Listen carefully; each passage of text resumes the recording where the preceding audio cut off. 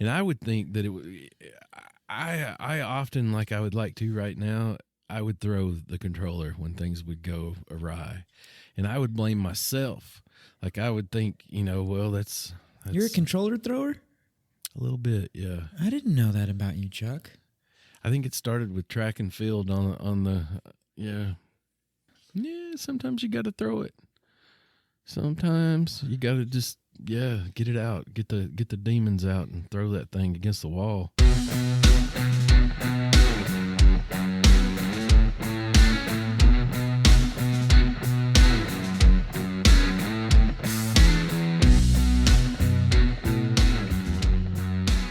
So, Chuck, I feel like all you want to do is prosecute the Nintendo 64 gamepad. You just want to tear it to pieces, put a noose around its neck, hang it from a tree, and walk away. It's true. And I don't know that I don't think that I feel that way anymore about it. I know we had a plan to tear down this controller, hate on it perhaps a little bit, but I don't feel the same anymore. And I don't know if I can do that. I might have to defend it. Good luck. That's all I can say to that, because no. While you bring prosecution upon this controller that forms part of our childhoods, I'm going to defend it in this court of new wave gaming. Dude, this controller, it's like my kryptonite or something. You can't even throw it good. Like.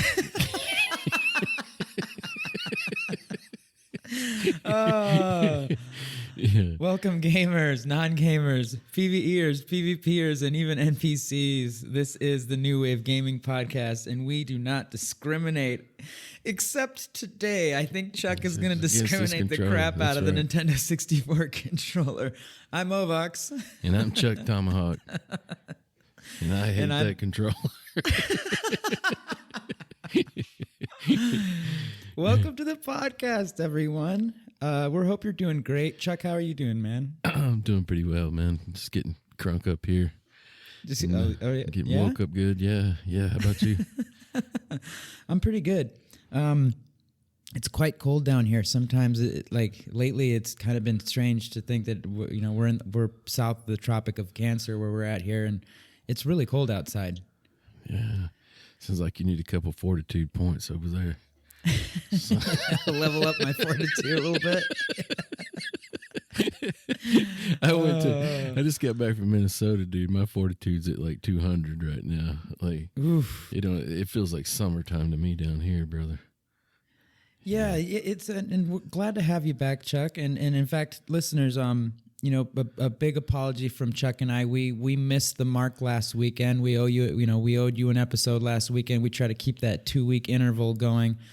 But, as it is, life comes up and stuff like that. So we kind of had to step back last weekend. But here we are. Here we are with episode 20, and we wanted to make it a good one. And I'm sure you've you've probably spotted it from the name of the episode, which I haven't decided yet, but will by the time you hear this. We are talking about the Nintendo 64 controller. Controller.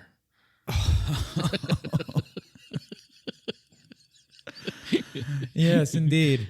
Yes, welcome to the podcast. Apologies for missing last week, and we're back, and we're moving forward. We're going to keep these episodes coming strong. You know it. We love you all. We thank you for being here. If there's any new listeners tuning in for the first time, we're super stoked to have you here. Not going to go through the whole description. Basically, we like to talk about old things gaming, new things gaming, and how they've evolved over time, and how they formed part of our childhood, our experiences, our nostalgia, and all that fun stuff. From a couple of gamers, regular dudes that have mixed feelings about this controller. That's right. Industry experts. Wink. Yeah, there were massive quotes there, air quotes. Yeah. I got a conference call in Japan after this. Controller sucks. Anyways, Chuck, where do you want to begin, man? Is there like a point where you kind of wanted to jump off? We could get all boring with it and just kind of describe the controller, just in case there's anyone out there that maybe doesn't have that image already burned in their mind or that's gotten their hands on it before. But how many hands did they get on it? That's a good place to start. Go ahead, make your first point. I'd like to say, just to introduce it, like, everybody clap your hands and one of your neighbor's hands for the worst controller of all time, the N64 controller. Dude. And you're putting emphasis on that con syllable because what are you trying to say? It's just a total conspiracy or a concoction of horribleness, or what are you trying to say? It's like a focus group or something. Like, it's like we're going to try everything. See if something sticks to the wall. Yeah. Well, do you have any personal experiences you want to open up with? Like, when? Hold on. What were you up to when this thing came out? Which came out in 1996. I think the Nintendo 64 is that when the whole console was released? I think that sounds about right. I was in college. I was about 6 years out of high school there, and still working on my undergraduate degree. The sixth year, I think, and about to graduate. And I think I remember a mutual friend of ours that. He had a little apartment, and he had the N64, and I would go visit him, and that was probably my first. We had this tiny little studio apartment. Who are we talking about? Just first name, if you want. Alex. Oh, right on. Yeah, totally. Yeah. Did you guys go get after it? What games were you playing? GoldenEye and Hitman was a big one. I remember that. Gosh, that's fun. Dude, Hitman has that song Just Dropped In by Kenny Rogers in the first edition. A lot of people don't know, like, Kenny Rogers in the 60s was a whole different dude. Like, instead of that country, sort of version that we're all familiar with, the gambler there. Yeah. Like, he had kind of like a 60s vibe kind of band going on called Kenny Rogers in the first edition. And they got a song called Just Dropped In. And that used to be in the starter of the Hitman, and I can. It's like, just dropped in to see what condition my condition was in. Yeah. Oh man! Yeah. See, look at all the joy this controller's bringing you, Chuck. How can you hate it? Well, one thing you got to know is, like, Alex is real. The listeners can't see how you things. just got. Yeah. They can't see how you just got. It's good memories. I mean, because we're talking GoldenEye and these fun games, but what on earth is going on with this thing? Like, describe it to us. I'll start. Let's describe it real quick. And we know, listeners, you've already, most of you probably have already had one of these bad boys in your hands. You know what we're talking about. But we got this large, great controller. It's it's kind of a larger size controller, I would say. For especially back then, it was definitely much larger than the controllers that we were all used to. The Super Nintendo controller, the Sega Genesis controller, the regular Nintendo controller, so on and so forth. So you got this kind of oval. What begins as like an oval-shaped gray controller, then as it comes down, it shoots into three arms. It kind of looks like a spaceship, if you will, or like it kind of looks like an upside-down X-wing, right? But with the wings kind of like with the wings in though, not X'd out. Like so it's kind of exactly like a trident. Of a pole and control fish with it and shit. Yeah. Hence all the memes about it being for a three-handed person. Right? For an alien or alien human type individual mutant with three arms or something. Using his right arm on one, his left arm on the other, and his nose on the middle one. You nasty. I can see you over there. No, I'm just playing. But anyway, so it's got that weird trident type of shape. And then, Chuck, do you want to describe the button layout scene? I can describe the controller, like, the best way I can describe it is, like, you ever, like, been in the house and, like, maybe the air conditioner wasn't on and it was kind of hot outside and you wanted to, like, open the door and the door won't stay open, and you start looking around for something to block that door up, door stop that thing.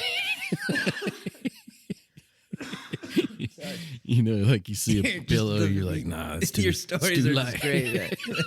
Tell you, I can just grab that thing. Yeah, I know. Just oh, that's too. Yeah, and that's before you put the rumble pack in it. Once the rumble pack is in it, Chuck, everything you're saying is innovative stuff, man. That rumble pack is an innovative aspect of this controller, man. It paved the way for the future. It's more than a doorstop, dude. I mean it. I feel like you've got when technology comes forward, like there needs to be a quality, sort of piece of useful equipment there, but there also needs to be someone that says, how can we make this look cool? Or hey guys, hey. Like just putting you can't see me, listeners, but I'm like putting my hands up, like when you're trying to calm a vicious animal. It's about to, hey guys, everything's good here, but let's just, hey. We got too many buttons. Take a third look at this thing real quick. It's like, yeah, we quit labeling buttons. We put so many on here. I mean, you got a Z button? Yeah. We're in double A. Guys, let's take a fourth look here. Z buttons? No, yeah. That's the best way I can describe it. It in all seriousness, like the buttons, I guess I assume like there's kind of different modes or something you're supposed to be in, like which is never explained in any game. Like it's really just up to you to figure out what the best way to hold it is. And yeah, I feel like it's already hurting there, but when you add that rumble pack, it's so heavy and clunky. And man, see, but okay. Yeah, I mean, you're right. And real quick though, just to finish off the layout, just for anyone that's, possibly hasn't seen one of these, and you can obviously go online and see pictures of them and stuff, but there's also so there's one analog stick in the middle, which we're going to talk probably a lot about. I mean, we have to. It's part of the whole controversy. You got one analog stick, which is arguably analog. I mean, I saw some videos there on the YouTube where they were kind of arguing about whether it's not actually analog. And then we have 10 digital buttons. But I mean, it can't even be an analog stick. Like it's like it's digital, possibly. Like we don't know.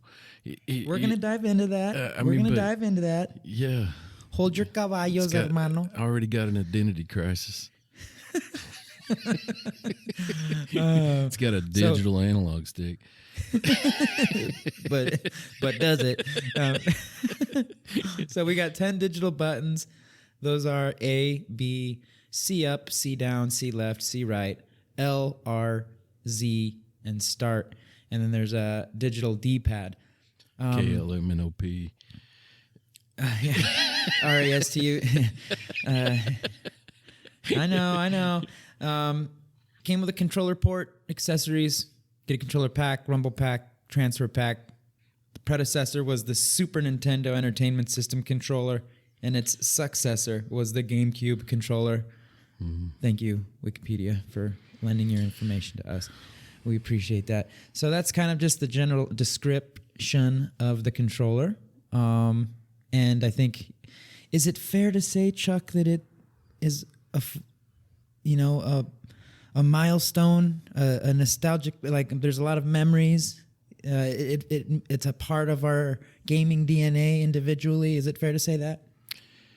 It exists. Do you not have warm it does exist. memories formed around that controller? Acknowledge its existence. I will acknowledge that it did happen. It's like Nintendo had a really good controller with the Super NES.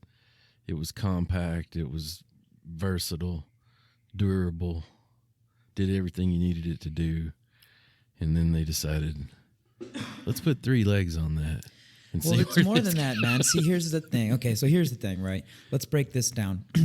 We're talking about the early 90s, mid 90s. Let's just talk about the decade of the 90s. There was a lot going on in the gaming world, dude, and Nintendo was on top. Nintendo was killing it, right? They were doing good. But they also had a huge battle going with Sega, it seemed like. I think the Sega Genesis was, do we have that data point anywhere around there? What time did the Sega Genesis come out? Chuck, can you pull that up real quick? You want me to pull it up? Let's just... I think it's right around the same time. I'm going to say it was out maybe a year or so. And it had that controller that had all them crazy buttons on there. Like it had quite a few buttons as well. I think it's one of the things that inspired him to button this one on up. Button it up. Let's see. It came out in 1989. It came out way... Well, okay, so what I'm saying here is that they had a lot going on. There was a lot of technology advancements, and Nintendo was on the tip of the spear, and they were experimenting with the 3D games and all of that. So I think they found themselves in a particularly transformative time. Like things were changing, and they needed to get this equipment. They had a new console out that was capable of the 64 bits, etc. They needed to get it out, and they needed a controller that would enable them to expand in both directions depending on what the world was about to do, which they didn't really have clear idea of. I don't think they expected that there would be so many third-party game developers that were going in the direction of like 3D games, right? Sure. And the thing is that kind of had an impact on ultimately like what side of the Nintendo 64 controller got used the most, because in describing the controller, there's these three, hand grips, I guess we'll call it, the individual, what are they called? Like the horns on them? Yeah. Grab it by the horns? Like, the handles? Maybe that's it. They were trying to bring in third-party developers, so they put three little sticks out there to wave them down, I guess, but... Nintendo had like in all seriousness, they were kind of not super third developer friendly because they sort of, I think they wanted to keep things a little more PG than say like you weren't going to see Mortal Kombat on the Nintendo at this time. Like Sega was kind of leading the way of more like adult versions of games. I mean, you're right about that. But and that's always been the case with Nintendo. But let's see, because I'm pretty darn sure that that Mortal Kombat did come out on Nintendo 64. Not right away, but probably didn't like they had Turok. Do you remember Turok? Turok Dinosaur Hunter, dude. That game was definitely not chill Pete. Like those dinosaurs would just like ooze blood and stuff whenever, or the bad guys or whatever. To be fair, yeah, Hitman wasn't exactly like a, super kid friendly when I think about it. But you're also right.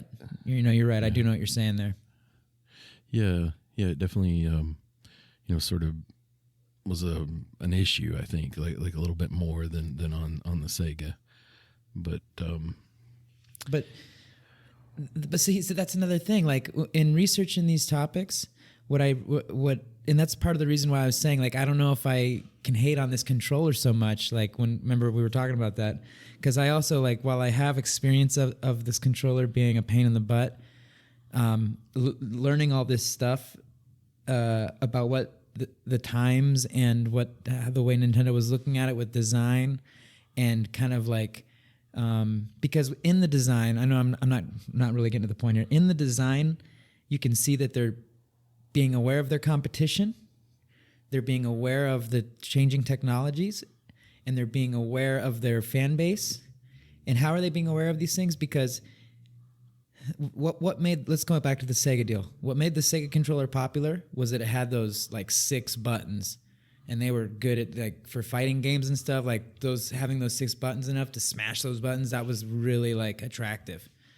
And Nintendo addressed that. On the right side of the controller, it has, the C pad, like the 4 C buttons, and then the A and the B, that's 6. So they had that in mind. they had their community, their Nintendo community from the SNES in mind. Because if you take away those, oops, sorry, I bumped the mic there.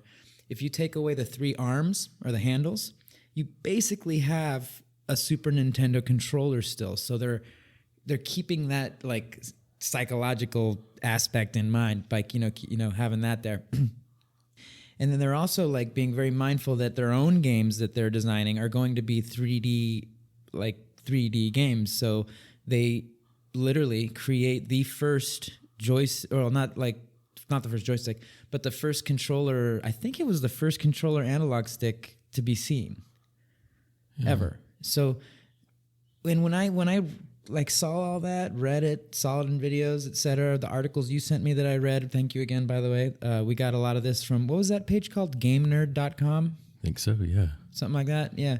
A lot of good videos out there. There's a channel called Nintendrew, which is like this young kid. He's obviously like obsessed with Nintendo and knows his stuff. So he had some great material. So just learning all this stuff is like, man, I gotta give him props because, I mean, think about that, man. They have the first analog stick. I mean, and then from there it was like, but boom! 1 year later comes the DualShock from PlayStation, but they weren't the first. And we're still pretty much using that same controller. Like it was great. I mean, you can look at that thing and say, like, yeah, if I take this away from it, like it's something else. But if I take like the right things away from this rock outside, I've got a statue of David. But like, I'm not probably not gonna do it. Like, let me read. Wait, did I mention that this is the controller that shot Tupac? Like, why did you? Where did that do come you know from? That? It's true. That's where it came from.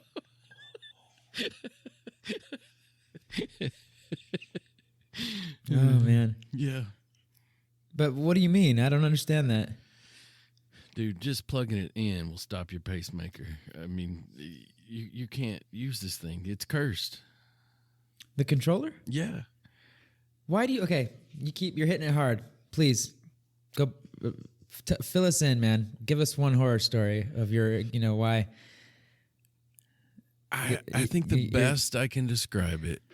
No. Like one of your experiences, like, because if the hatred comes from interactions you must have had, experiences you must have had where, it was like, oh gosh, this is horrible. I hate, like, do you have any, To me, it's like I can play the game. I will say that, like, when I sat down and tried to play, 007, it's kind of like, it's almost as if I was playing Warzone, but my character has a crick in both sides of his neck, and like he can only face forward at all times. Like he can't look to the left or right. So I'm basically just, running around. But I loved the game. So the memory isn't so much like I was just going to make, dude, you could hand me any controller and I would have, tried to make that work. But like, do you remember, like, I think you talk about a time in your life when you didn't play video games, like the dark ages there where, at some point maybe like the dark ages. Yes, indeed.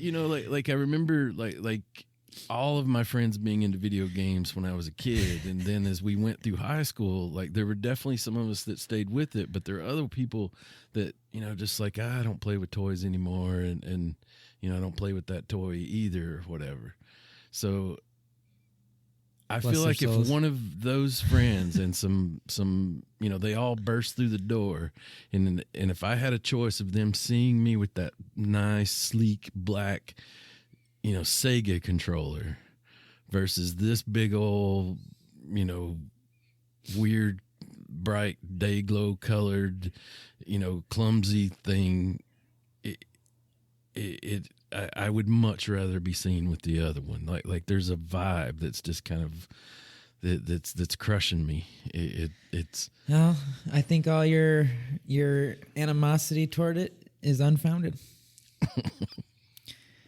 two of the funny nicknames that Chuck found. I'm only going to name off 2 because we got a whole bunch more. 2 of them, the boomerang.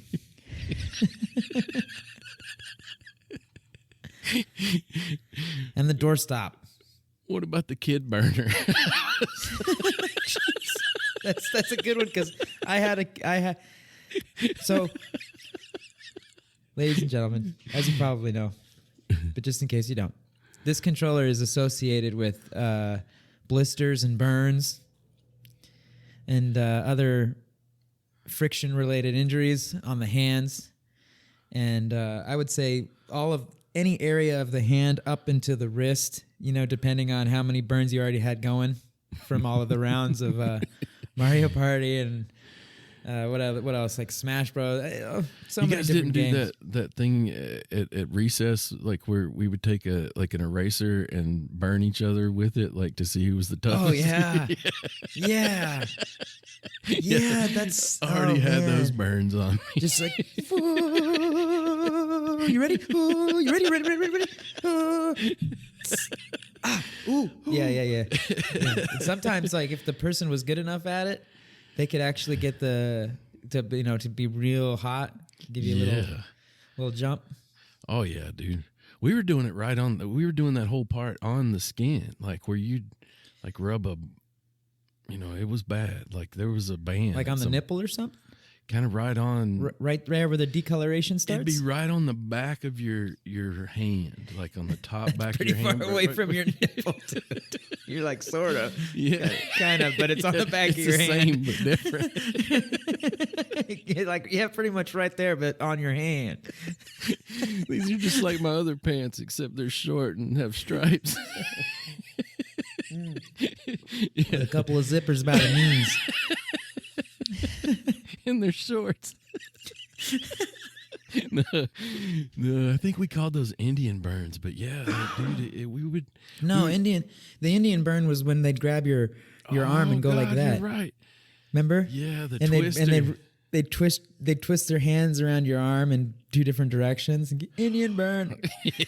Some people would challenge you, be like, I that doesn't affect me. I can resist them. And you'd get some like, buff dude or something, or big guy that could take it. Oh, you end up crying in front of everybody. Gosh, man! But hey, did you guys have those pencil were the days, fights, man. like where you'd hold your pencil sideways and smack it with the other guy's pen, like to see who could break each other's pencil? No. Yeah, we did that until that one kid lost an eye. And damn, dude, seriously? No, but they acted like that's what was going to happen and made us stop. There's an eraser on it. It's like we had a ban on those first grade pencils. Remember those first grade pencils that were big as shit? Like, yeah, you take one of those to like just your regular old Ticonderoga. I remember if you were a rich kid, you'd have one of those pencils that had the like clickable eraser that like would never run out of graphite. Dude, those were the shit. But that was like an upper class pencil right there. There was a version in my time there where the whole pencil was like full of little plastic cartridges that had a little. Oh yeah, remember those? Oh, those were the shit, dude. Yeah, man, those were like, man, dude. At our school, they you had had to go a to little, the city to find one of those. Yeah, the city school, like right there at the office, like where the principal's office was. There was a little like storefront window of sorts, like kind of like the lady was behind the, like a plastic thing there with a little circle where you could talk into, and you could go there before school and buy school supplies. Oh they man, had all that shit like you sitting out on the side. That shit. Yeah, you're coming through. He's like you need like $1.99 for one of them pencils. You come in and see like lunch is something you don't want, and you're like, I'm spending my lunch money this morning on pencils and freaking like little racer toppers, and almost make it seem like we did good in school. Yeah. We kind of we reached a Chuck point right there. Yeah, let's get back to video games. Totally relevant. Totally relevant, dude. I have this like nicknames. Like you don't like you don't have any nicknames for the N64 controller. I guess yours are all good. I don't have any nicknames, man. I guess. The shocker. The negative critiques that I have regarding this controller come for the most part, come out of a place of hindsight, looking back on it. Like, gosh, now that I have a PlayStation 5 controller. Oh, sorry, I got the hiccups here. Now that I have a PlayStation 5 controller, or, now that we've had all, we've covered all this distance, and we know what our expectations of where they are with gaming. It's only natural for us to look back and go, damn, that controller really sucks ass, like, ay, ¿qué estaban pensando? A la bestia. Whatever, in whatever language, as it's been said in every language, because look, you got one analog stick only. Depending on what game you'd be playing, you'd be switching the grips. You could never really. I think one of the arguments is that you naturally want to be able to grip you want to be able to hit all the buttons while maintaining one single grip, and you can't do that on this controller. So I think that's a lot of where the hatred comes from, in terms of its having three little, arms or whatever. And I get that, but it wasn't designed to be held, it wasn't designed to be every button accessible while holding one grip. It was designed to be held in one specific way depending on the game. So you wouldn't hold it the same way like playing GoldenEye as you would maybe playing, Mario. You know what I mean? True. I almost feel like they kind of just say that after the fact. Like I think if in the little booklet that came with the game, if it said, hold this in the right side, configuration, or whatever you wanted to name, which way you were holding it, like position 1 or 2, 3, whatever you want to call it. Like if that had been made clear, I think there would have been I'd be willing to bet money they did, man. I don't know. Maybe they did. I wasn't big on reading the instructions. You're right, but I would venture to say that no. And I think anytime somebody picks up a controller, what do you do when you don't know what to do in a game? Like, let's just say, you're dropped out of a spaceship and you're seeing Mortal Kombat for the first time.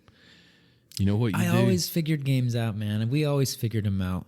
You know how I figured them out, though, is I hit all the buttons. And, for a while there, like you're playing a little bit of Street Fighter or something, and you're trying to figure out how to do that special move or something like that. You just kind of, like if you don't know what to do, and especially when you get like a non-gamer, like, you talk this girlfriend or whatever that's never played games into playing, like the first thing they do is hit all the buttons. And so I think any new player that picks this thing up assumes that you have to be using all these buttons. And so there's like a learning curve right there.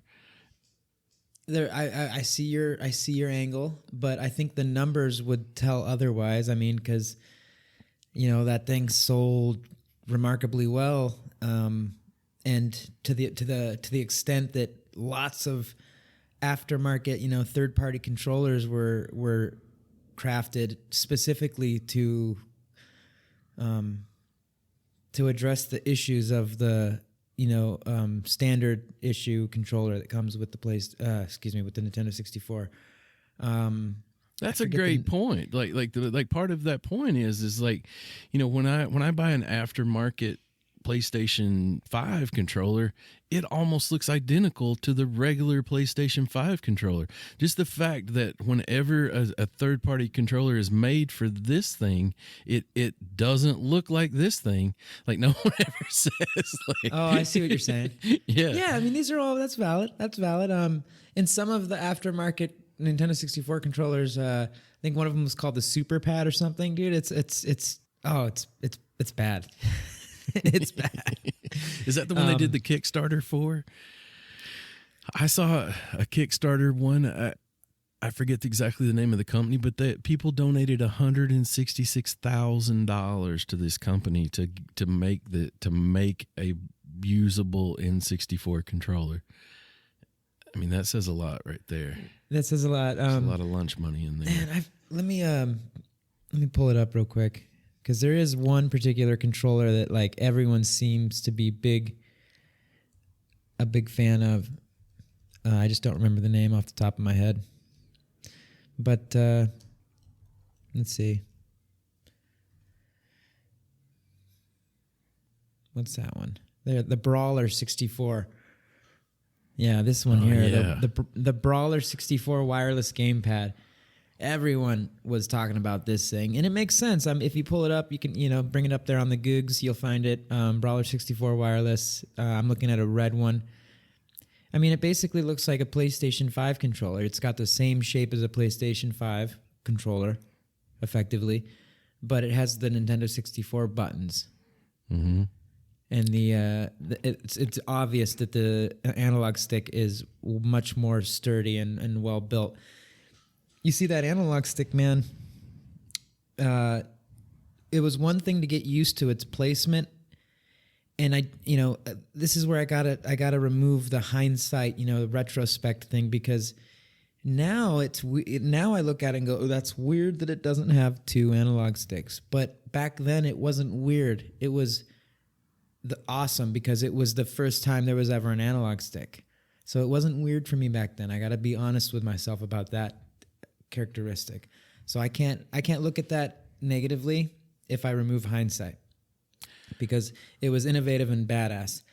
But, and I know everyone's going to agree with me here that has this critique. Even removing hindsight, I know because I remember this as a kid. I remember going through enough Nintendo controllers that it took only about two, maybe even on the first one, that I, even as a kid, realized that it was a poor quality materials that the joystick was giving up quickly, and it didn't take me more than one or two controllers to be able to like conscientiously go like, okay, this is bad. This is, I love everything about all of this, but this analog stick has a poor, not design. The design's amazing, I think, and that's an opinion I've seen, that it's not about the design, it's about the materials and the execution. I completely agree with that, and I think the joystick is kind of like the prime example of, you guys had a great thing here, but the materials sucked and it break quickly, give out quickly, wear and tear. Wouldn't take long for your controller to need to be replaced just because of the joystick. Yeah, that as I'm thinking of that situation, like where, that time period where I'm, spending that quality time with the analog stick for the first time, you better enjoy that time while you got it, because you got it probably about a month, and that sucker's going to be broke dick, and it ain't even going to look broke. Like you're not going to know for sure that it's just kind of going to flop to the side. Yeah. It's going to be limp. You know what I mean? Little limp stick there. Yeah. Wink, wink. Well, it ain't going to just break out of there, so that's exactly what's wrong. You're still going to think that thing's working, and you're going to be sitting there, and it's like, oh yeah, let's play two players. Why is my character moving to the left, but I'm not even touching the stick? Well, and it's like, that thing's broke dick and you had to buy another one, but you don't tell your buddy that comes over, and you're like, okay, here's your controller. You're playing. Oh, man. How many times I did that? Here, Pepe Tortilla. Here's yours. I know that controller doesn't work as well. Well, yeah, use the force, Luke. Like, yeah. Yeah. And so it would be such that you could buy it used, thinking it still worked, and it didn't. It ain't going to work. It's broke. And I would think that I often, like I would like to right now, I would throw the controller when things would go awry, and I would blame myself. Like I would think, well, that's You're a controller thrower? A little bit, yeah. I didn't know that about you, Chuck. I think it started with track and True field. confessions right here on the podcast live. Yeah, sometimes you got to throw it. Sometimes you got to just, get it out. Get the demons out and throw that thing against the wall. Thank you for being honest with the listeners tonight, man. I didn't know you were a thrower. Well, and you really didn't have to be a thrower like back in the days before wireless, because at some point, inevitably, I'd end up walking near the TV and get that thing hooked on my foot and end up yanking the whole system out of the its little cubby hole there. Ah! Oh, man. Yeah. Where's that zero insertion force on this thing? It would that connection would always hang tough and pull the whole damn Nintendo off of there. Well, and two, I feel like it's credited for bringing the rumble. Dude, that's a huge thing, man. See, I know you got some love in there for the I got a question for you.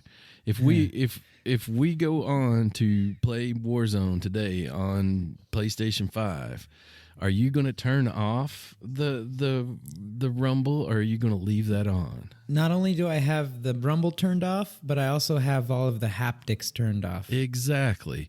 What we figured out. But that's only on Warzone because of the characteristics of it makes the style it of worse. No, it doesn't. Dude. Dude, that's hold on there. Chuck T. All right. And any you know this, so let's just agree that this is the truth. Warzone is a different kind of game. And so is DMZ. There's other players there, and you don't have time for rumble and everything. You need to be able to down the other player as quick as possible. Down them, so you don't want to have haptics or rumble or motion blur or film grain. You need every frame per second you can get, and every split second counts. That's the only game that's like that. Not the only game, obviously, but that's the only genre style of game where I think those are legit settings that you should consider. Every other game I play, man, I love the rumble. I love the haptics. I love that it brings more immersion. So I congratulate the Nintendo 64 for being, the controller, Nintendo 64 itself, for being the pioneers in that. All right? You're giving me the evil eye, and I don't like it. Because number one, you bring the same intensity that you bring to Warzone to every game I've ever played with you, number one. And number two... That's a different subject. That's a different topic. I feel like that you just described, you basically said that I don't have that on in Warzone because I'm focused on being the best I can be against some pretty stiff competition. That's every game. You're telling me you've got that on in Arc and that's... No. Oh, yeah, all of that stuff is on. Well, okay, let's you're asking me, I'm telling you, I'm not going to lie to you. We're on Aberration and there's an earthquake going on. And it's so annoying. And you're getting that rumble in your controller, are you sitting there thinking, oh my Lord, this is just like being in an earthquake. This is so immersive. No, dude. I'm not. If I'm playing Ark, I'm probably thinking about whatever task I'm working on. But it definitely brings in a conscientious or subconscious immersiveness type of feeling going. Yeah, I feel it. I feel a little bit. They tried. Give me a little bit. They tried, but. It's like I'm being hit. Man. I'm being hit by an RPG, and I get a little vibration in my hand, and I'm like, oh yeah, this is just like, I might have got some PTSD from that right there. Yeah. ChukTomahawk hating. No, I personally say that it was a good idea, and I'm sure back at that time I don't even know. Are we talking about the PlayStation 5 now, or is there a way to turn that off, other than unplugging that big clumsy thing out of the front of your controller? Because that's how you turn it off. You just pull it out, and I think a lot of people did, and ultimately not put that thing in there because of how much it made it weigh. But you got to remember it was an add-on on the Nintendo 64, and I imagine some kids just simply didn't have the funds, or couldn't afford it, or that just ultimately didn't get the Rumble Pack or any of the add-ons that would go into the back of that thing. Lucky them. Jeez, man. Well, and two, if let's say I do like the Rumble Pack, but I need to load my game from last time, so I got to stick the game pack, which AKA memory card, up in the controller there. Stick it up in there. Do I take it back out after I've loaded the game, or am I just shit out of luck? I got to just lump Yeah, it, I think you just pull it out and then put in the next. crash the whole system probably. No. I don't remember exactly how that all played out, but I think, they delivered, man. They delivered. The only thing they didn't deliver on was that damn analog stick that would break so quick. I don't want to hear any more hubbub. Analog stick. Let's talk about that. Is it an analog stick? Is it not an analog stick? Let me read this real quick here from the wiki, which is technically a cheat code for us whenever we come onto Google to get information. Make sure we're not just completely fabricating all this stuff for you, the listeners. Right, Chuck? That's right. Just the facts, man. Just the facts. Okay, hold on. Before that, let me go over here to it says, this is the wiki on the Nintendo 64 controller. It says, the Nintendo 64 controller, model number NUS-005, is the standard game controller for the Nintendo 64 home video game console. Manufactured and released by Nintendo on June 23, 1996 in Japan, in late 1996 in North America. It is the successor of the Nintendo... Okay, oh yeah, we got that. Is done... Where is it? 10... Oh yeah. And is designed in a M shape and features 10 buttons, 1 analog control stick, and a directional pad. So it says right there, quote, analog control stick. So I'm going to go over to what analog is now on the wiki. Analog stick. It says an analog stick, also known controller stick or thumbstick, is an input device for a controller that is used for two-dimensional input. An analog stick is a variation of a joystick consisting of a protrusion from the controller. Input is based on the position of this protrusion in relation to the default center position, while digital sticks rely on single electrical connections for movement. That right there is our Nintendo 64. I'm going to read that again real quick. Digital sticks rely on single electrical connections for movement. It says using internal digital electrical contacts for up, down, left, right. Analog sticks use continuous electrical activity running through potentiometers to measure the exact position of the stick within its full range of motion. That's the other one. Okay. So there it is. That's the answer. Okay, so digital sticks rely on the electrical connections, and analog sticks use continuous electrical activity running through potentiometers. So I'm torn. The one wiki says it's an analog stick. Here it says it's a digital stick. So let's just go with it. It's a digital stick, because the potentiometers is what we find on the DualShock released for the PlayStation. I think it was about a year later after the release of the Nintendo 64 controller. They use those potentiometers. It makes sense. I think for me, I think of like planes or something like say you've got the stick in a plane and it's either like hooked to sort of wires and little hydraulic accentuator, or what do they call those things?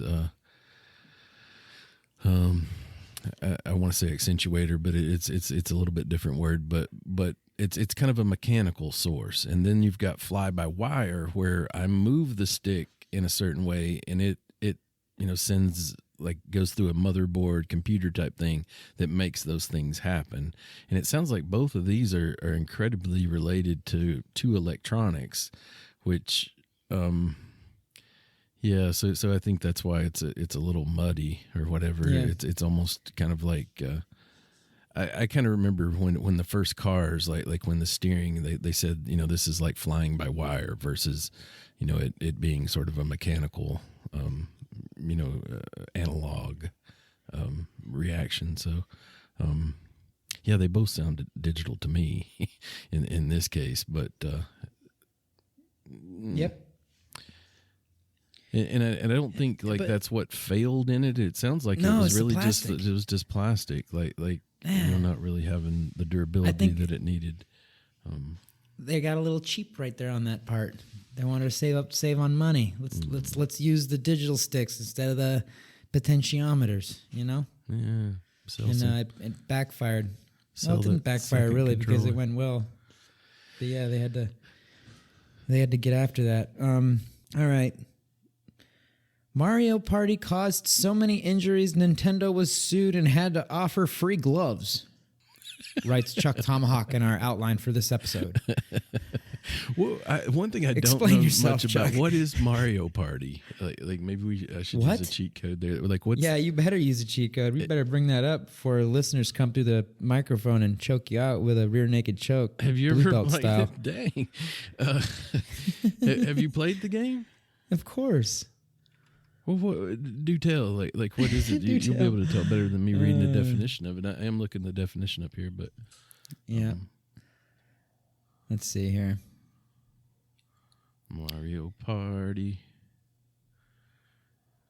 Mario Party is a party video game series featuring characters from the Mario franchise in which up to 4 local players or computer-controlled characters called CPUs compete in a board game, interspersed with mini-games.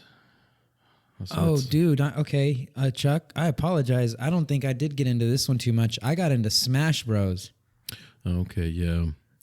I didn't play a ton of Smash Bros, but I do know what it is. Mario Party Super Smash sounds Bros, more yeah. like it was aimed at a little bit younger age group. Dude, anything Mario is a kind of a younger age group, man. It ain't designed for us, middle-aged. Late bloomers, failure to launch.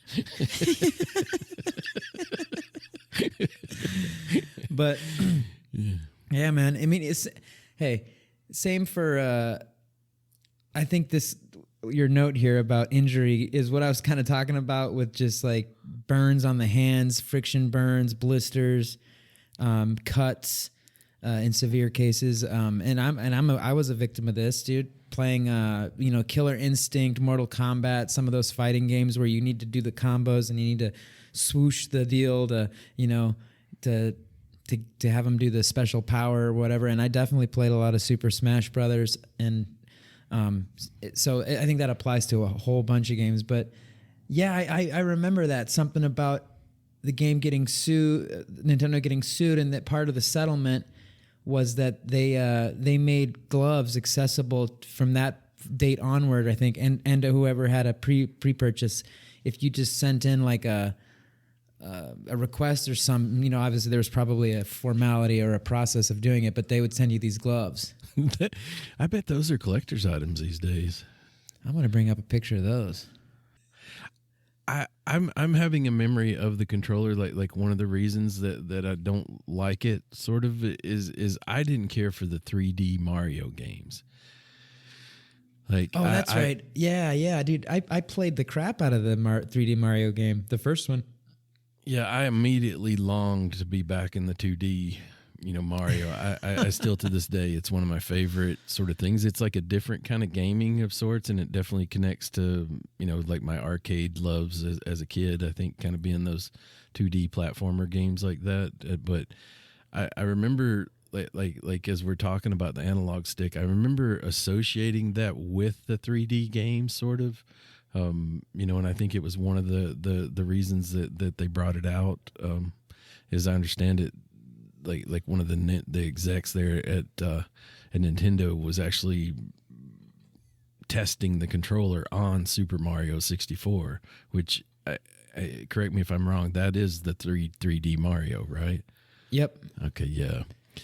Yeah, and I'm not saying I don't, like, at this point sort of see, some appeal to it, but I would rather be in a 2D Mario game anytime I get the chance. What was your, probably like the third one or the second or third one, right? Where like Mario could fly and had the Super little Mario tail. 3, yeah, is way up there. Yeah, those are some good games. I just found an extra part here on the wiki about the analog sticks. I don't know if I want to read through that again, though. It's basically just rehashing what we already talked about, so there's no need for that. But anyways, okay. They issued gloves for injuries, and that's something I definitely have memories of, is just, little burns on my hands, especially on my thumbs, just wearing my thumbs out until they were raw. Using sore. other fingers as soon as I couldn't use my thumb, wearing them raw. Using the next finger until all my fingers were raw. Did you ever get in that case? Thank goodness Mom knew I was playing the damn video game. She would have thought they were raw from something else, especially at that age, because that was right around that time frame. You can get in a personal Indian burn back there. Yeah, right around that 13, 14 years old, right around there. No, how old was I in 1996? I was 9, 10 years old. No, I wasn't quite there yet. She knew they were video game burns. It's coming there for sure.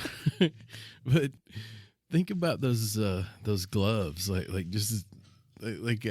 think that really, I was talking about that cool factor. It kind of goes in the Mario Party gloves. Yeah, dude, I'm looking at them here on. I don't think these. Oh, there they are. No way. Look at these things. They're not bad, dude. They're nice gloves. They look like they just look like a regular, cut glove. Like they're cut right at the knuckles there for the rest of your fingers to. Oh my God, it's like a weightlifting glove or something. Mm-hmm. Jesus. Nah, those would have got you beat up at my school. Like if you wore those out, your time's coming at recess. What's up, kid? You looking real tough there, huh? Why don't you come over here? Oh, it's I like the your Nintendo gloves. Kid over here. I like your gloves. Huh? Huh? Oh, that's funny. Okay, so yeah, man. Can I interject a Chuck point? Here? Did you hear the word on the street is there's another Mario brother that we haven't heard about?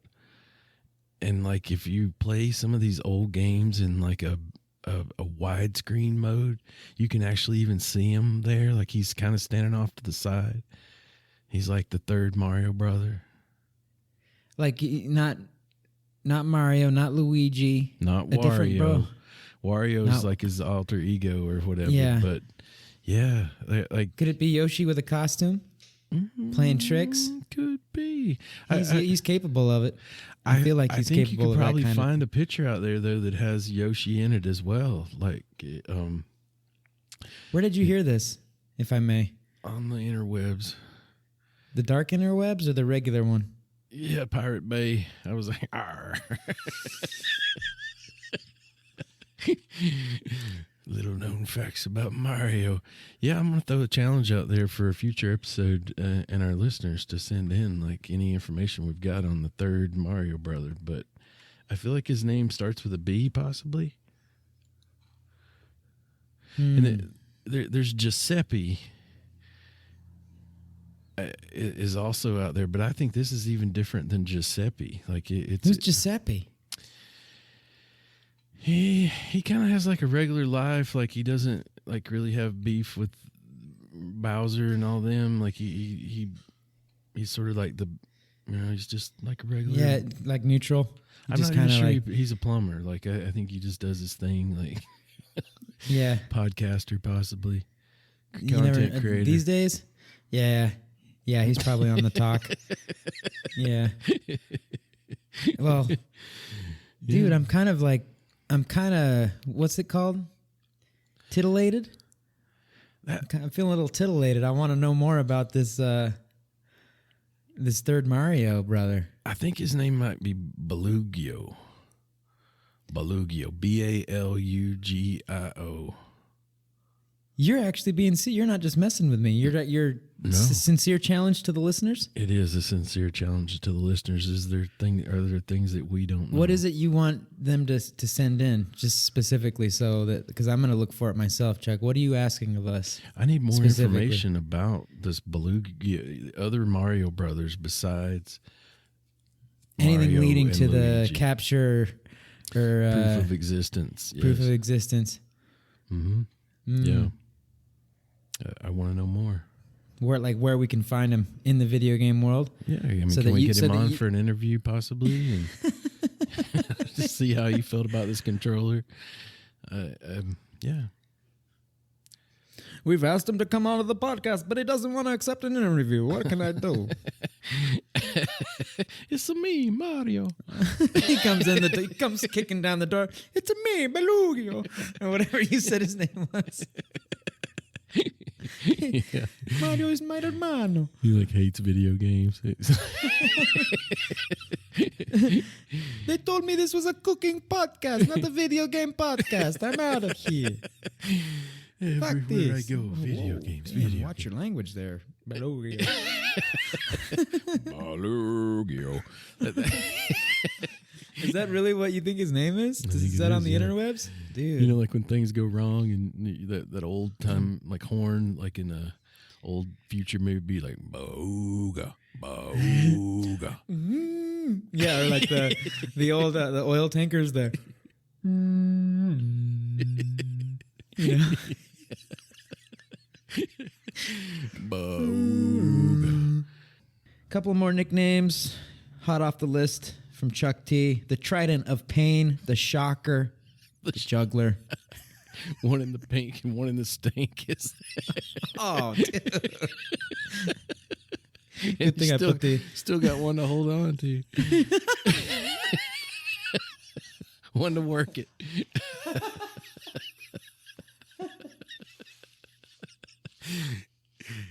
Can I borrow your controller? You don't want to hold on, borrow. I can You don't still- want to borrow that controller. Trust me. He puts his arm on the wall, one of them. Leans on the wall. The kid burner, man, that one's funny. Because of the injury thing and the gloves, the lawsuit and all that. Isotoner like gets put more gloves on people than isotoner.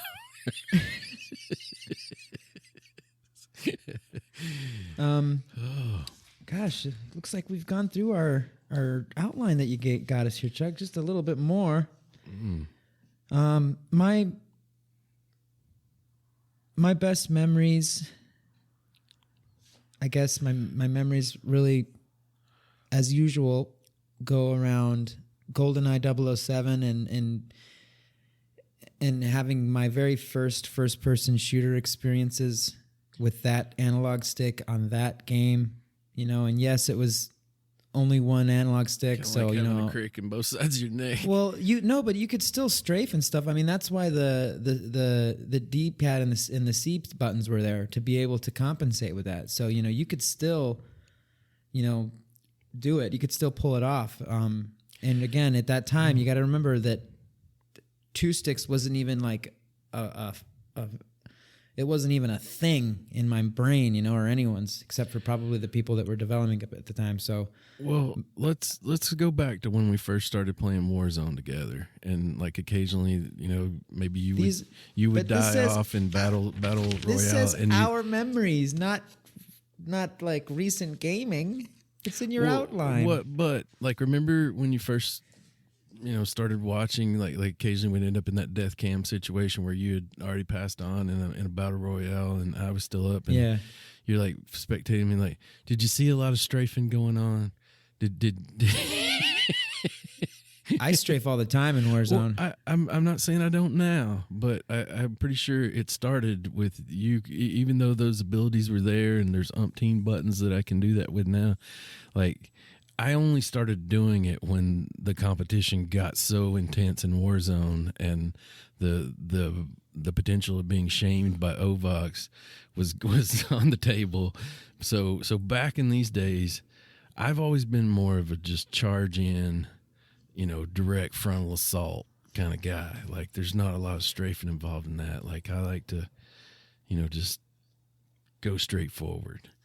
And so I don't know that I was doing that when I was playing these games, and I'm not taking away from it, being valuable or a good idea, but I'm not sure that I was using it. So I one time this happened to me, dude. I have real life experience of having a crick in both sides of my neck, like the old one-sider. You can kind of turn your head one way. Mm-hmm. I woke up one morning. And the only way I could hold my head was like this. And I went into my dad, like into the bedroom where he was still in the bed. And I'm like, Dad, I've got a crick in both sides of my neck, and I'm literally crying. And he thought it was the funniest thing he'd ever saw in his life. Like, you know, he was kind of in that, I'm still sleepy, I'm going to stay in the bed. He got up out of bed. Like, he was like, oh, yeah, this is going to be good. He's like, you're okay, son. And that's how I feel when I'm playing GoldenEye. Like, I feel like I can't move my head at all. Like, I have to move my entire body to be able to look, you know, my attackers in the eye. And that's pretty much it. I mean, it just... Then you weren't playing it correctly then, man. And or maybe you're remembering it wrong, because what you're saying is that there was no way for the character to spin their neck, right? That's what you're saying? Mm-hmm. There was. Independently of their body. The body had to go with it. You mean the weapon? Because you can't do that. You can't do that in these games either. You can only do that in Rust. So again, I don't know what you're talking about. Oh, I think you're just hating hard. You're just hating. So my memory again is mostly formed around GoldenEye 007, which was great as long as the stick lasted, because it broke very quickly. I loved the Mario 64 was great. Ocarina of Time, great. And then where I got all of my burns in my hands were from Killer Instinct, from the Mortal Kombat games, and from Smash Bros. Oh, and Star Fox was great fun too. Dang. Star Fox was fun. Yeah, man, I'm sorry you felt the creak in your neck playing GoldenEye, man. You must have been missing out on those side buttons. Well, yeah. That you were missing out on that side hustle. That's true. I probably didn't use it to its full potential. And, you know, I feel like, honestly, to be fair, you know, obviously I'm being a little bit dramatic here, dramatic license for entertainment purposes. But I will say, like, I liked the fact that you could plug 4 of them in and play 4-player. Yeah. You know, that was a nice thing. And even though I made fun of it, I think the game pack where you could save things, you know, that cartridges typically load faster than, say, like a memory card would, I think, or you know, something more internally based would have. So there was good response with that, and ultimately you could save your game. You know, like which we talked about it in an entire episode. I feel like that's pretty early in that evolution of ability to do that. But that's the thing. They really they paved the way in a lot of different ways for a lot of the things that we still see in controllers today. Because the rumble is now just standard issue, fully integrated within the controller that you're getting. That's not going to go away. They're only building upon it. You know, when they released, I think, you know, they've only expanded on it with haptics, which is crazy. Like, especially when I'm playing No Man's Sky, you can really feel the haptics. It's so cool, man. Like, No Man's Sky on the PlayStation 5 is a whole nother thing. Kind of like Ark, you know, when we first like loaded Ark up, and it was just like, whoa, this is like almost a brand new game. It seemed like same thing. Speaking of haptics, have you saw the vest that they're making out there nowadays? Like it kind of looks like a flak jacket of sorts from the military, and I haven't. The weirdest thing I've seen, and you can tell me about that jacket. The weirdest thing I've seen is something about playing video games using your mind. Like they connect a thing to your head. What? And you can. Yeah, dude. We could talk about that in an episode. And the jacket you're talking about. Yeah. I know you've been wanting to do an episode on peripherals. Chuck's been wanting to do an episode on peripherals, ladies and gentlemen. Let us know if you'd like to hear an episode on peripherals, and maybe mention a few. Hit us up on our email. We'll leave it at the end of the podcast. That would be fun to get your input. An episode on peripherals. I think that feeling is even stronger after researching this. Like I'd forgotten about that glove thing, like kind of the power glove, or what was it called? Yeah, I'd forgotten about that. Yeah, and dude. there's a lot of so 80s looking. It is very 80s looking, but I love it when you go back to past times, like and look when they try to make something modern at that time, like what it looks like kind of, I would say I love mid-century modern architecture, like from the 50s, like what they, tried to envision as the future would look like. Dude. I love those things, and it's fun to look at that now. It's so much fun. Yeah, like I'd love to have a power glove, and I would never like even try to connect it to anything. Obviously, like a Nintendo, but like connecting it to the toaster. I wonder if this will do anything. Wonder how warm a toaster bath gets. Plug it into my laptop here, see what it does. Just to have one and wear one, dude. It's so like RoboCop-y, you know what I mean? Like, yeah. It kind of reminds me of what Predator had, like when he. Yeah, dude. Oh, yeah. God, I'm gonna have to watch that movie later on. Got time to bleed. I love that. Oh man, what a movie! Yeah. I'm kind of looking. Can you think of any other ways, like say you really had a button that you had to push, and you need to get around the fact that you need 3 hands for this thing? That never happened though. The games weren't designed that way. I can't like bring a specific example, but I know I've saw the situation where the guy's got a hat on and he's kind of like taped a drumstick to his hat, to the very front of his hat. Instead of using his he's like just nerded out completely. I can totally identify with that. I think I told you last time about playing my headset being torn up and like literally taping it to my head, just like, because nobody's home, I'm the only one home, nobody's seeing it. It's like all about utility, and yeah. Can I Yeah. get it to work? Yeah. Yes, I can. Me and course this roll I of can. duct tape are going to make this happen. That's so funny. Yeah, but What I think we've covered most of the important stuff for this legendary controller. We talked about that infamous analog stick. We've talked about its infamous shape for the 3-handed mutant. We've talked about how it's paved the way for what we have today in terms of the vibration effect via the rumble pack, the analog stick implementation, which led to next generation iteration. This was a 5th generation, by the way. We didn't mention that. This is all 5th generation stuff. one thing I think we haven't completely touched on are the buttons. I know we've mentioned them and that there's a number of them and you can't get to them all at once. But the fact that those C buttons are not labeled, I think, is a problem. How that terminology had to just sort of be.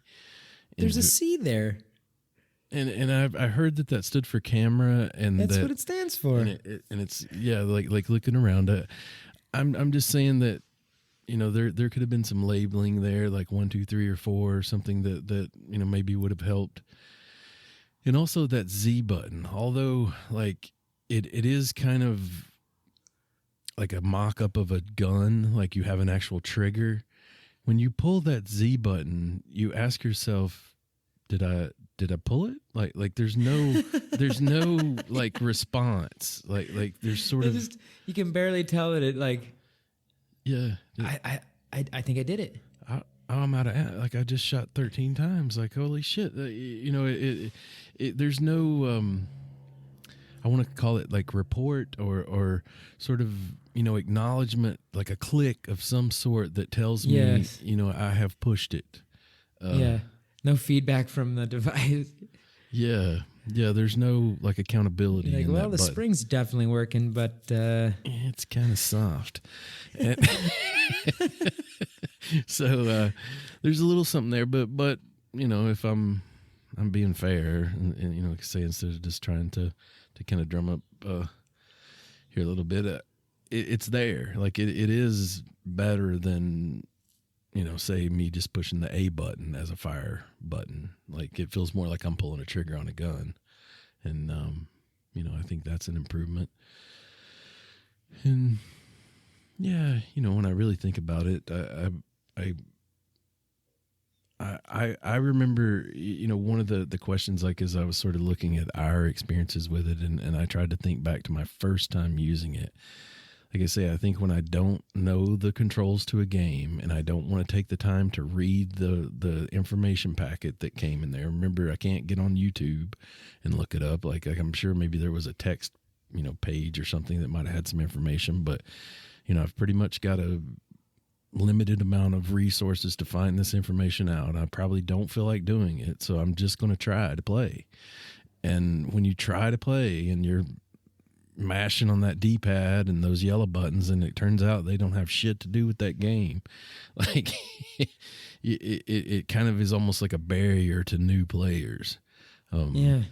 Because if I do pick it up and I mash a few buttons and I get like a roundhouse kick, and I kick Alex across the room and we both start laughing, and I'm like, getting into like, I want to play more. But if I pick it up and like I'm pushing buttons and nothing's happening, I'm just kind of like, but those of us that love games are going to wade right through that. I see what you're saying. Yeah. But, and I got to be mindful that, when the Nintendo 64 came out and I was playing it, I was like, 10. By the time I got my hands on a Nintendo 64 of my own, I must have been like maybe 11. I don't remember exactly, but I was much, much younger, and like I was fully like ready to, like I was very excited to get the Nintendo 64, because I remember, I had already seen a lot of video games and people with video game systems, and I remember the Nintendo 64 being one of the like important ones for me in my own life. And so I guess I was kind of just like, I wasn't gonna hate on anything. Like nothing was gonna bum me out, you know what I mean, at that time. Word. So like my mind wasn't even like, but that's because I was so young, because I was so excited to get one, because it was one of the more important ones for me as a very, very young kid. But I got to remember that at the same time, there were generations older than me that were also very excited for the Nintendo 64, but that had different expectations at that point. So I have to be mindful of that too, and be understanding that like it's easy for me to be like, oh yeah, and it's a great controller, and what do you mean like you didn't know how to use the buttons? What do you mean you didn't? I can say all that based off of my recollections, but it's important to be like mindful that no, like there were people that had already been gaming for years at that point and had like different expectations and different, different like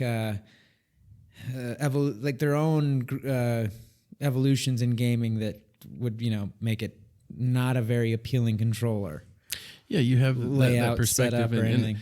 Like I think it's you got a great point there when you think of how you looked at it at 10-year-old, but imagine you were 25, because that's what I was, and like so. I had like, what the hell is this? Damn it! I'm not saying I was like totally ashamed of our video game, but like this is a lot of like how a weekend night might go. Like we would have word on the street that there was a party going on. There was some kind of band at this bar called the Casbah and all these things, and like we would go over and we kind of start maybe having a drink or two pre-gaming, or talking about what we might do. And it might evolve into us just playing video games for the night, or we might go out and do that. And yeah, it's just like I say, that there was almost this image of sorts like that.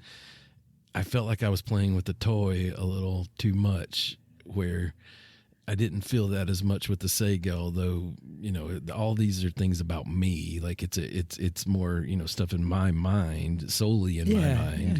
Obviously, but it still is my perspective or whatever. And I've gotten way over that now. Like it don't bother me a bit that like if somebody comes in and sees my game set up here, like I'm super proud of it. And it's almost as if what you're describing was like,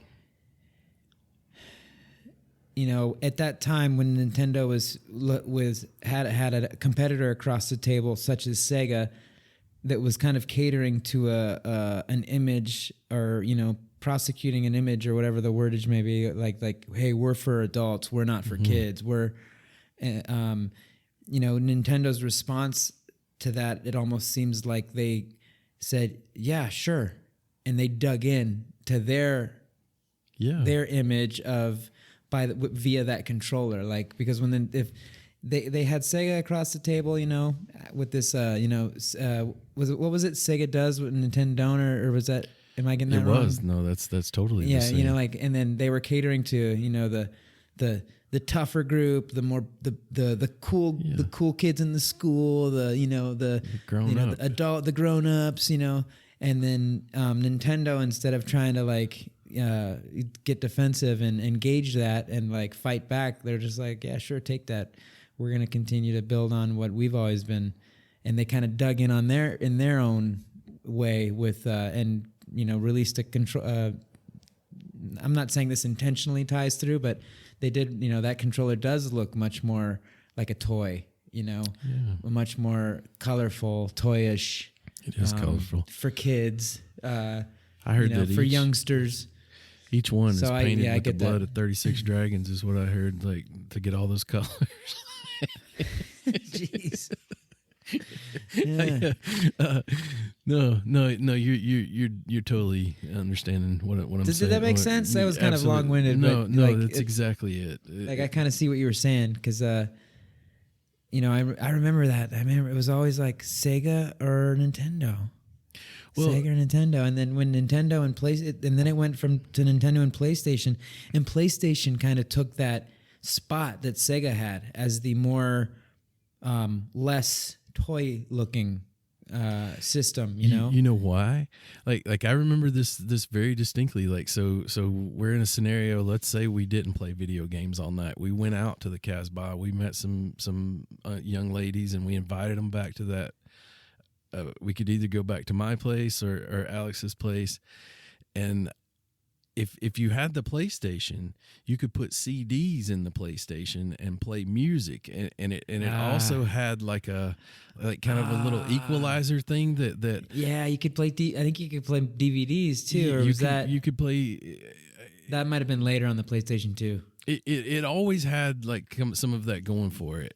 Yeah. But like I distinctly remember being in a situation where like it would have kind of maybe like we weren't going to just play video games in front of those girls, but it was like, we put a CD in the video game machine, and it had an equalizer that went up on the TV that kind of went with the music, so it was kind of cool. Like it was like the girls are like, yeah, got this thing here. I can throw on some music.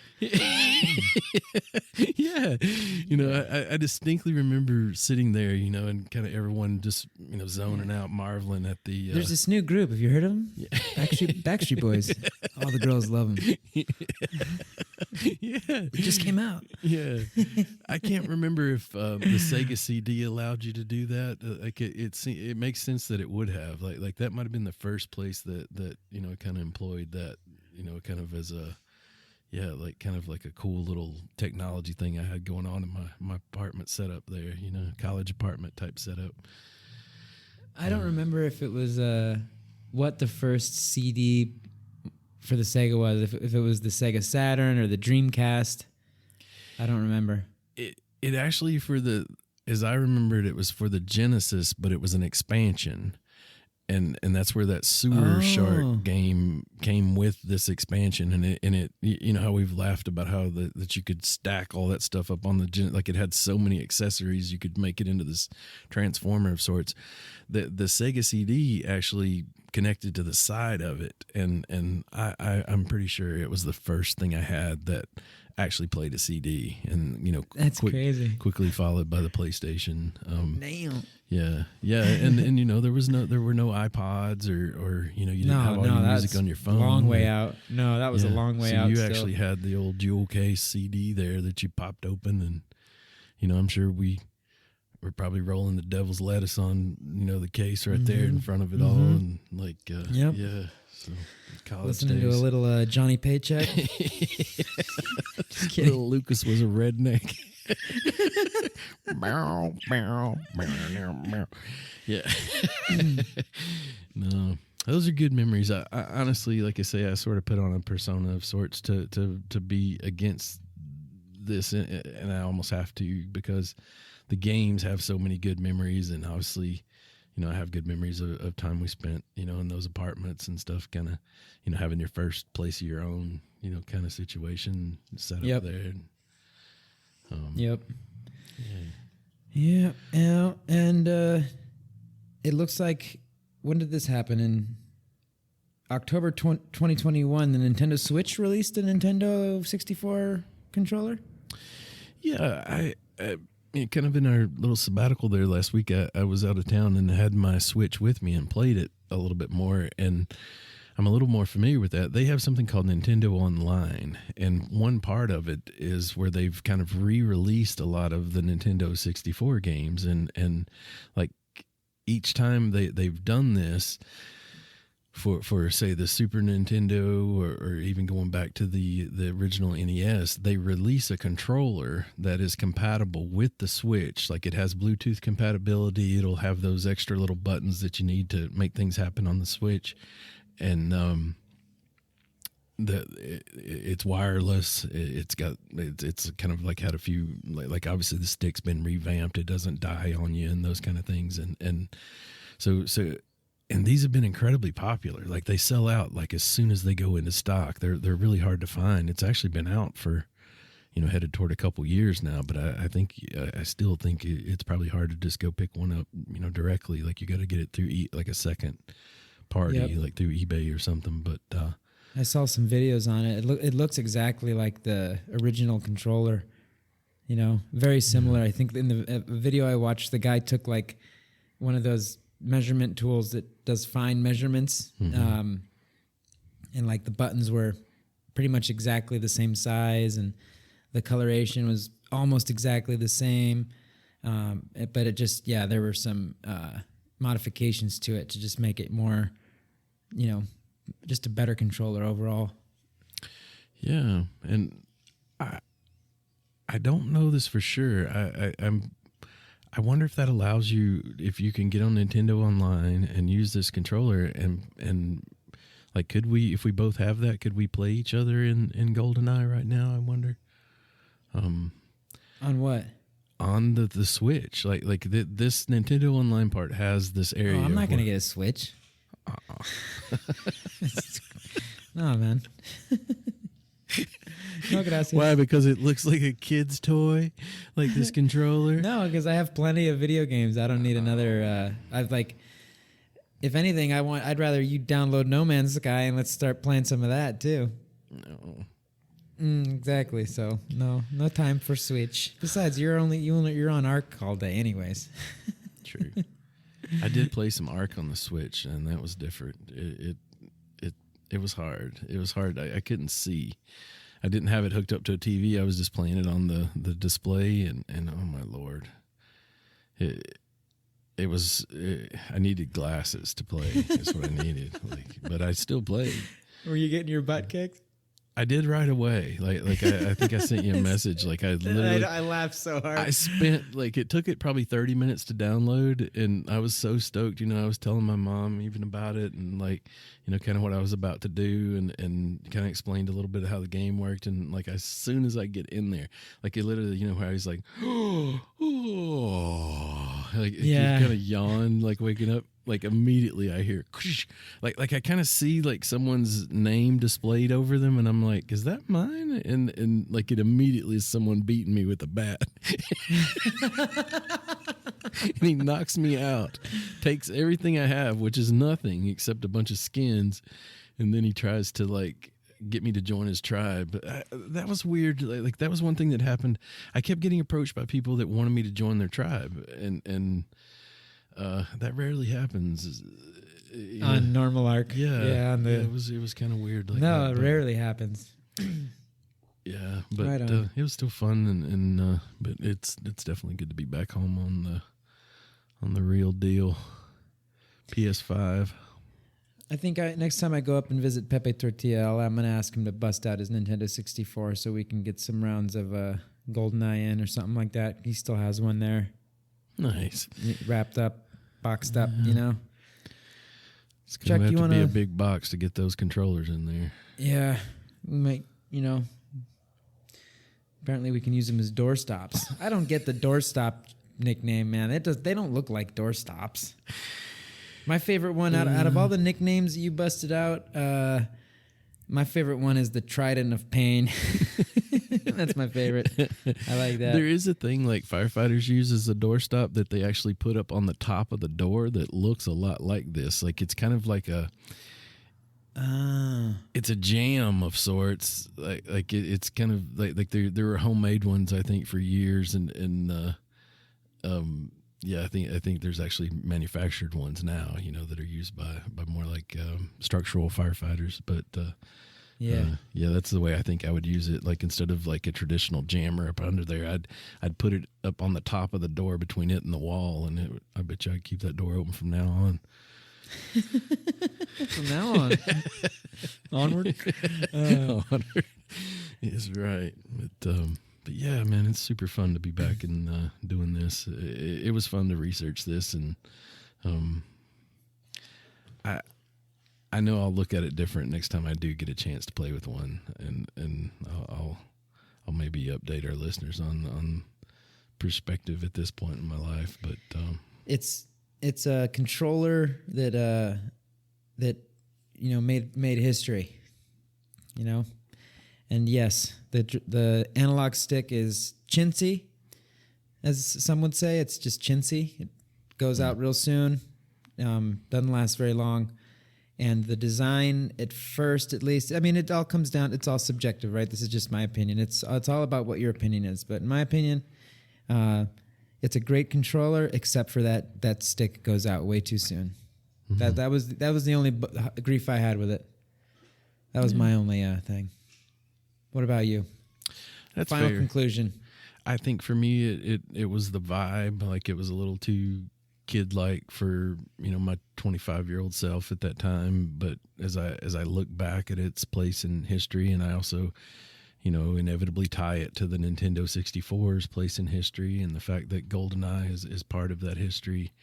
It's really good memories, and it's fun to sort of be the devil's advocate here and kind of examine it and have some strong opinions about it. But yeah, I'm not fully convinced that it's not actually cursed and probably bad juju. No, I don't think it's cursed, but there's been crazier gaming stories out there. That's right. We don't know. Listeners, let us know what you think about the Nintendo 64 gamepad, aka Nintendo 64 controller.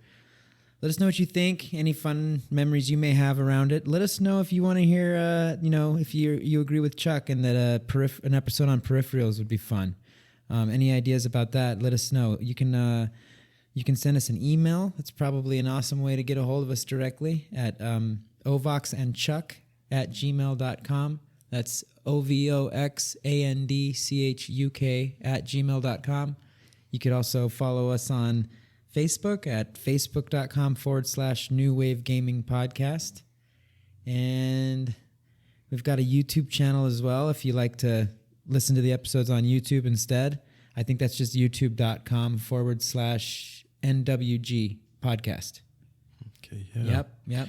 Yeah, and hopefully I'll get our TikTok going again here soon. I've been in the process of moving and whatnot and hadn't really done anything there lately, but I've got some new ideas. You share some more stuff on Facebook too, man. Get on there. I'll try to get out there for you folks. Get active on there. Help me out on there, man. If you guys want to see a pro at work in art, go check out our video there. Sniper. Oh yeah. Everyone, Chuck got a really that was your first direct contact PvP kill, right? In Ark, where you were literally in armed fire with a PvP player. I think that's fair to say. Yeah. I'll put it up on. It's on there. It's on our Facebook page. If you want to hear Chuck's reaction when he got his first PvP kill, I gotta say it was something to enjoy. It was good times. Yeah, God, it was funny. Yeah. I certainly look forward to getting in on some more Ark, and I'm going to appreciate that PlayStation 5 controller even more, I think, after this episode. Cool. Well, great podcasting with you, Chuck. Thanks for tuning in, everyone, to episode 20. Definitely thank all our listeners, and hope everyone has a good couple weeks, and we'll see you soon. Thanks, Chuck. I love it, brother. Thanks, everybody. Adios.